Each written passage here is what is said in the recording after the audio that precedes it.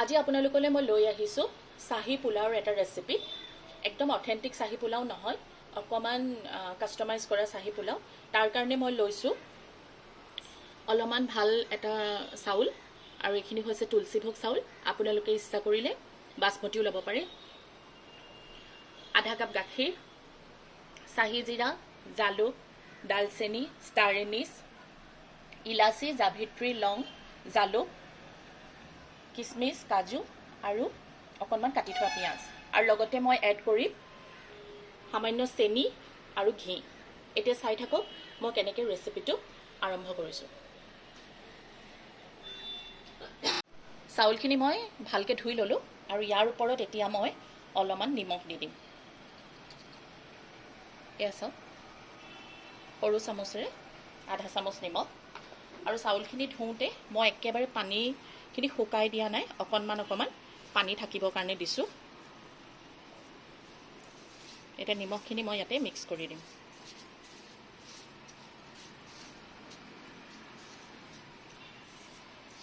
আৰু এইখিনিৰ ওপৰত এখন মই ঢাকন মাৰি অলপ টাইমৰ কাৰণে থৈ দিম।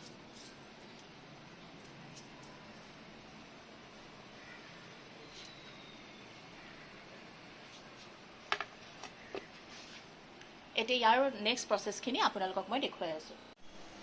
এতিয়া গেছটো অন কৰি ল'ম, আৰু পোলাওৰ কাৰণে মই ইয়াত এটা সান্দি বহাই দিম। এইটো চব্জি সান্দি হয়। যদি আপোনালোকৰ নাথাকে তেতিয়াহ'লে আপোনালোকে চচপেনতো বনাব পাৰে, কেৰাহীটো বনাব পাৰে। মোৰ ওচৰত যিহেতু আছে সেইকাৰণে মই এইটো ইউজ কৰিছোঁ। এইটো মাছ নহয় যে কৰিবই লাগিব, এইটো ইউজেই কৰিব লাগিব এনেকুৱা নহয়, কৰিলে ভাল আৰু খাবলৈ টেষ্টি হয়, সেইকাৰণে মই ইউজ কৰিছোঁ। সান্দিটো গৰম হৈ গৈছে, ইয়াত মই এতিয়া ৰিফাইন অইল দি ল'ম, আৰু জুইটো একেবাৰে ল' ফ্লেম কৰি দিম। ইয়াত প্ৰায় 4-5 চামুচমান ৰিফাইন অইল আছে।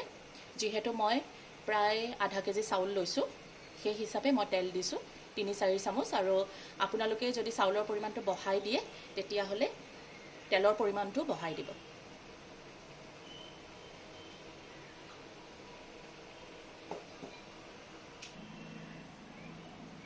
তেল গৰম হওঁতেই, বহুত বেছি গৰম হ'ব দিয়া নাই, কাৰণ ৰিফাইন অইলৰ কোনো ধৰণৰ গোন্ধ নাথাকে। ইয়াতে মই সৰু চামুচেৰে আধা চামুচ চেনি দি দিছোঁ। এইটো অপশ্যনেল, আপোনালোকে নিদিবও পাৰে, কিন্তু দিলে কালাৰটো ভাল হয়, সেইকাৰণে মই দিছোঁ।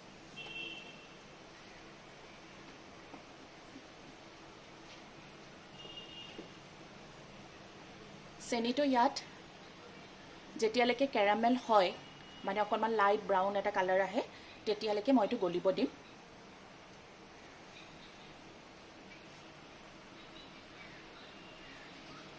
আৰু তাৰ ওপৰত এইখিনি লাহে লাহে গলিও থাকিব। চাওক, তেলৰ ৰংটো অকণমান সলনি হৈছে।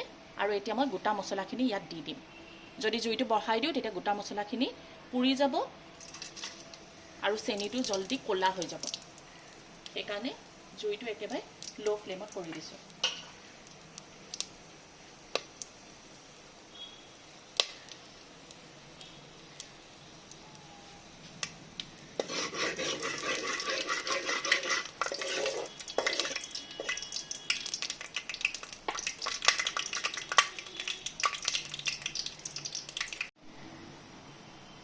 এতিয়া ইয়াৰ ওপৰতে মই পিঁয়াজ, কাজু আৰু কিচমিচখিনিও দি দিম।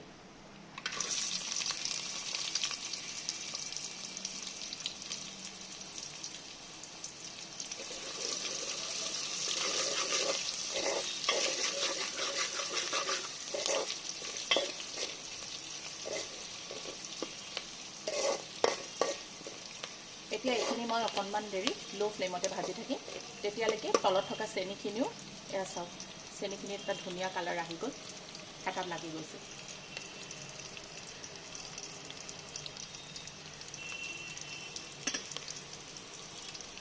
এয়া চাওক, চেনিৰ কি ধুনীয়া এটা কালাৰ আহিছে।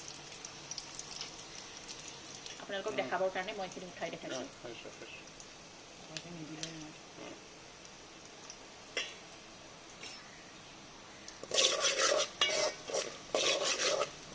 এতিয়া পিঁয়াজখিনি কালাৰ চেঞ্জ হোৱালৈকে মই ভাজি থাকিম। এনেকৈ প্ৰায় 1 পৰা 3 মিনিট সময় মই এইখিনি ভাজি থাকিম। এয়া চাওক, প্ৰায় 3 মিনিটমানৰ পিছত কিচমিচখিনি ফুলি গ'ল, পিঁয়াজো খুব ধুনীয়া এটা ব্ৰাউন কালাৰ আহিলে। এতিয়া ইয়াৰ ওপৰতে মই চাউলখিনি দি দিম। দি পেলাই এইখিনি অলপ অলপকৈ দি মই ভাজি থাকিম। একেলগে গোটেইখিনি দি নলওঁ, অলপ অলপকৈ দি এইখিনি মই ভাজি থাকিম। জুই কিন্তু মই একদম ল' ফ্লেমতে ৰাখিছোঁ।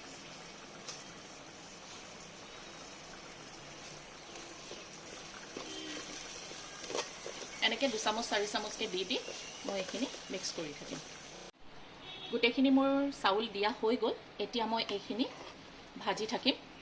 তেতিয়ালৈকে ভাজি থাকিম যেতিয়ালৈকে এইখিনি হেতাত চলাবলৈ দিগদাৰ হৈ যায়, মানে লৰাবলৈ দিগদাৰ হৈ যায়, আঠা পাতি পাতি লাগি লাগি ধৰে, তেতিয়ালৈকে মই এইখিনি ভাজি থাকিম। এনেকৈ ভাজিবলৈ মোক প্ৰায় 5 পৰা 7 মিনিট সময় লাগিব। তাৰপিছত মই আপোনালোকক দেখুৱাম যে এইখিনি কেনেকুৱা হৈছে। এনেকৈ ভাজি থাকিব, কণ্টিনিউৱাছলি ভাজি থাকিব। এয়া চাওক, এইখিনি এতিয়া এনেকৈ ভাজি ভাজি এনেকৈ লাগি লাগি ধৰা নিচিনা হৈছে, আঠা আঠা টাইপৰ, দেখিছে? এনেকুৱা হৈ যাব যে হেতাখন চলাবৰ কাৰণে আমাৰ অসুবিধা হ'ব, খুব জোৰ দিবলগীয়া হ'ব। এনেকুৱা সময়লৈকে আপোনালোকে ভাজি ল'ব। আৰু এতিয়া ইয়াৰ ওপৰত মই দি দিম প্ৰায় 1.5 চামুচমান ঘি। সৰু চামুচেৰে 1.5 চামুচমান ঘি দি ল'ম।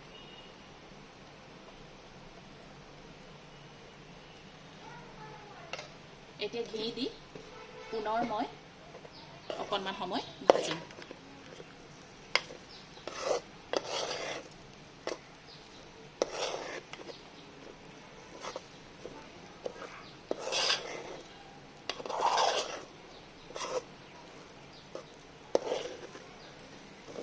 এতিয়া ইয়াৰ ওপৰত মই দি দিম গাখীৰ।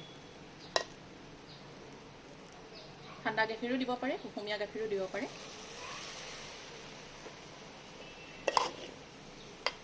গাখীৰখিনি দিয়াৰ পিছত মই এইখিনি মিক্স কৰি ল'লোঁ। আৰু ইয়াৰ ওপৰত মই পূৰা উতলাই থোৱা গৰম পানী দি দিম। যিমানখিনি চাউল লৈছিলে সিমানখিনিয়ে গৰম পানী দি দিব। আৰু এতিয়া জুইটো পূৰা হাই ফ্লেম কৰি দিব। পূৰা উতলি থকা গৰম পানী দি দিব।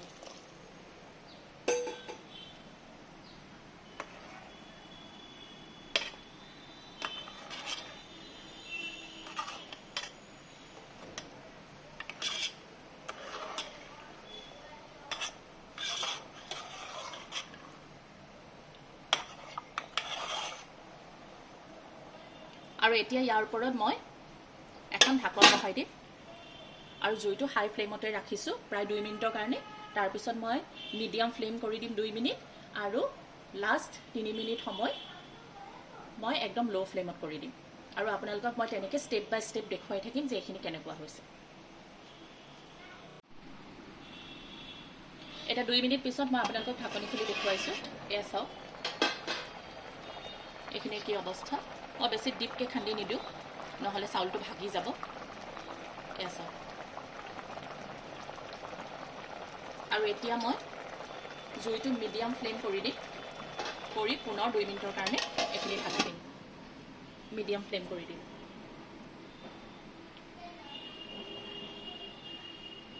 আকৌ 2 মিনিট পিছত আপোনালোকক মই দেখুৱাই আছোঁ। এতিয়া পুনৰ 2 মিনিটৰ পিছত মই ঢাকনি খুলি আপোনালোকক দেখাইছোঁ। জুইটো মিডিয়াম ফ্লেমতে আছে। এয়া চাওক, পানী শুকাই গ'ল, সিজিও গ'ল চাউলখিনি। এয়া কিন্তু ভাঙি যোৱা নাই। এতিয়া খুব ধুনীয়া এটা গোন্ধ ওলাইছে। এতিয়া মই জুইটো পূৰা ল' ফ্লেমত 3 পৰা 4 মিনিট সময় থ'বলৈ দিম। আপোনালোকৰ বাচনটোৰ থিকনেছৰ ওপৰত কিন্তু নিৰ্ভৰ কৰিব এইটো কথা। এতিয়া মই একদম ল' ফ্লেম কৰি দিম। ল' ফ্লেম কৰি 3 মিনিটৰ কাৰণে এইখিনি হ'বলৈ দিম।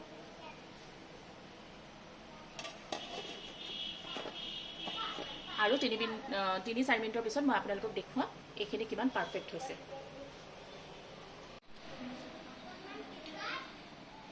প্ৰায় 3 মিনিটৰ পিছত মই ঢাকন খুলি আপোনালোকক দেখাইছোঁ। চব এইখিনি পোলাও ৰেডি হৈ গ'ল। কিমান ধুনীয়া পোলাও হৈছে। এয়া চাওক। এতিয়া মই গেছটো অফ কৰি দিলোঁ।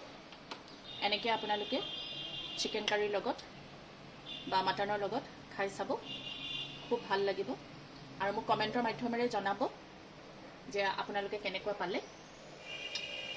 আপোনালোকৰ কমেণ্টৰ কাৰণে মই বাট চাই ৰ'ম। আৰু এয়া চাহী পোলাও ৰেডি। আজিলৈ আহিছোঁ, ধন্যবাদ।